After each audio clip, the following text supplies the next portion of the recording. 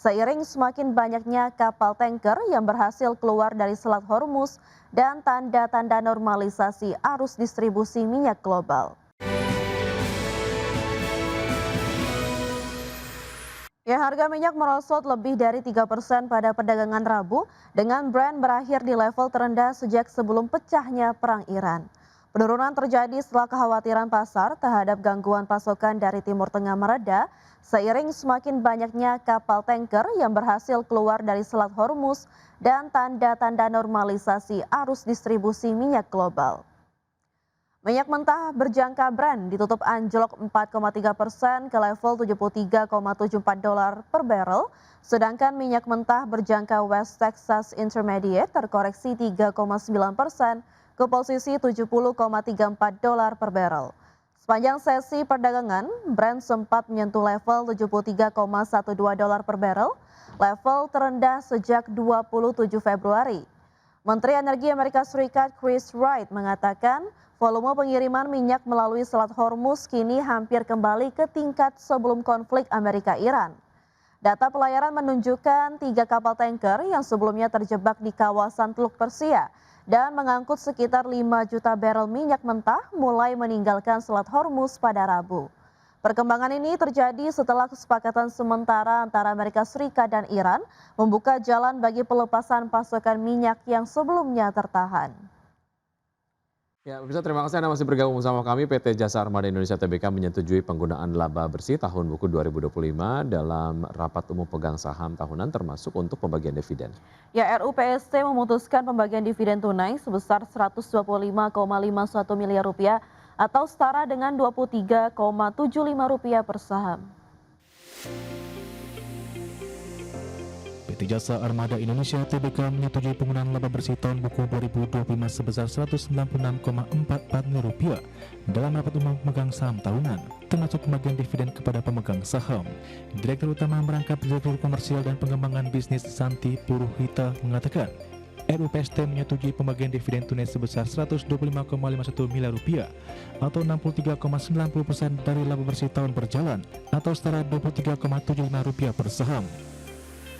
Sebelumnya Perseroan telah membayarkan dividen interim sebesar Rp23,25 miliar atau Rp4,40 per saham pada 15 Januari 2025.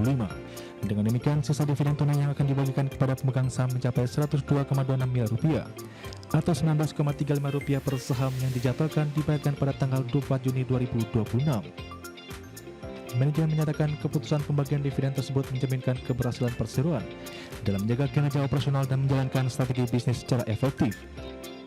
Adapun terkait kinerja sepanjang tahun 2025, Perseroan membukukan pendapatan sebesar Rp1,47 triliun atau meningkat 9,65% dibandingkan tahun sebelumnya.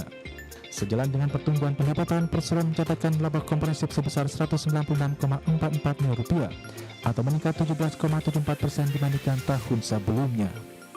Berbagai sumber untuk IT Action.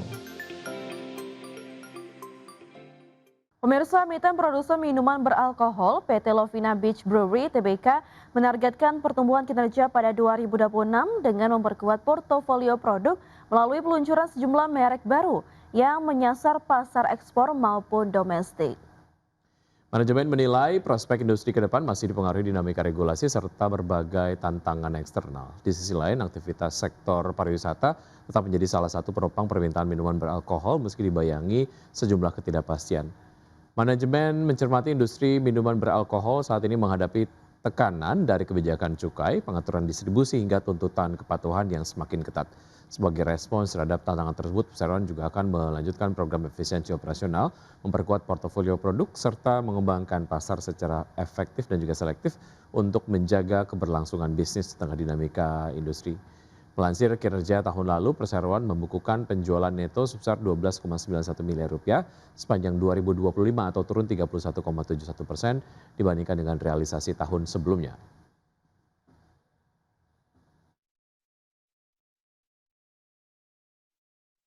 PT Samudra Indonesia Tbk atau SMDR mencatatkan kinerja pendapatan positif pada kuartal pertama tahun ini. Namun di tengah meningkatnya biaya operasional akibat gangguan di kawasan Timur Tengah, laba bersih Perseroan mengalami penurunan cukup signifikan. Meski demikian, perusahaan optimistis kinerja akan membaik pada kuartal kedua tahun ini. PT Samudra Indonesia Tbk mencatat pendapatan sebesar 184 juta dolar Amerika Serikat pada kuartal pertama 2026 atau meningkat 1,75% dibandingkan periode yang sama tahun lalu. Namun laba bersih perseroan turun 34,67% menjadi 10 juta dolar Amerika Serikat. Direktur Utama Samudra Indonesia Bani Maulana Mulya menjelaskan, penurunan profitabilitas terutama dipicu oleh kenaikan biaya operasional akibat gangguan yang terjadi di kawasan Timur Tengah. Kondisi ini berdampak pada jaringan pelayanan global dan memicu kenaikan biaya bahan bakar, sehingga menekan margin keuntungan perusahaan. Meski laba tertekan, Samudra Indonesia menegaskan tidak terjadi penurunan aktivitas operasional maupun permintaan pasar, baik dari segmen domestik maupun internasional. Masuki kuartal kedua tahun 2025, perseroan melihat adanya indikasi perbaikan kinerja seiring penyesuaian terhadap gangguan operasional dan kemampuan menjaga biaya, dengan harapan kondisi global yang lebih stabil dapat mendukung pertumbuhan bisnis ke depan. Berbagai sumber untuk IDX Channel. Terima kasih Anda masih bergabung sama kami. Pemirsa, Presiden Prabowo Subianto menargetkan swasembada energi bisa terwujud dalam 3 hingga 4 tahun ke depan. Ya, Prabowo menegaskan akan terus mendorong kemandirian energi ke depan agar menghemat anggaran negara. Presiden Prabowo Subianto menargetkan swasembada energi bisa terwujud dalam 3 hingga 4 tahun ke depan, sehingga Indonesia tidak lagi mengimpor sumber energi ataupun bahan bakar minyak. Prabowo menegaskan akan terus mendorong kemandirian energi ke depan karena keuntungan dari pengembangan energi di dalam negeri lebih besar dan menghemat anggaran negara. Terdekat, pemerintah akan meresmikan penggunaan biodiesel 50 untuk mengurangi impor solar. Implementasi penggunaan B50 diyakini akan menghemat anggaran. Saya perkirakan 3 tahun lagi, maksimal 4 tahun lagi, kita akan swasembada energi. Kita tidak mau impor apapun untuk BBM kita, untuk energi kita, saudara-saudara. Presiden juga memerintahkan Kementerian ESDM untuk mencari sumber-sumber energi alternatif untuk memperkuat ketahanan energi nasional, salah satunya mempercepat peralihan penggunaan gas minyak bumi cair atau LPG ke gas alam terkompresi atau CNG. Jakarta, Tim Liputan IDX Channel. Pemirsa, Presiden Amerika Serikat Donald Trump mengatakan Iran tidak ada rencana untuk mengenakan tarif tambahan terhadap kapal-kapal yang melintasi Selat Hormuz. Pernyataan tersebut disampaikan Trump di tengah upaya kedua negara melanjutkan negosiasi perdamaian pasca kesepakatan kerangka kerja. Presiden Amerika Serikat Donald Trump mengatakan Iran telah menyampaikan kepada pemerintah Amerika Serikat bahwa tidak ada rencana untuk mengenakan tarif, pungutan maupun biaya tambahan terhadap kapal-kapal yang melintas Selat Hormuz. Pernyataan tersebut disampaikan Trump pada Rabu 24 Juni 2026 di tengah upaya kedua negara melanjutkan negosiasi perdamaian pasca kesepakatan kerangka kerja yang ditandatangani pekan lalu untuk mengakhiri konflik. Trump menegaskan bahwa jika informasi yang disampaikan Iran tersebut ternyata tidak benar, maka proses negosiasi akan segera dihentikan. Pernyataan tersebut muncul setelah beredarnya spekulasi bahwa Iran berpotensi mengenakan biaya tambahan terhadap kapal-kapal yang menggunakan Selat Hormuz, salah satu jalur pelayaran energi terpenting di dunia, yang menjadi jalur transit sekitar 1/5 perdagangan minyak global.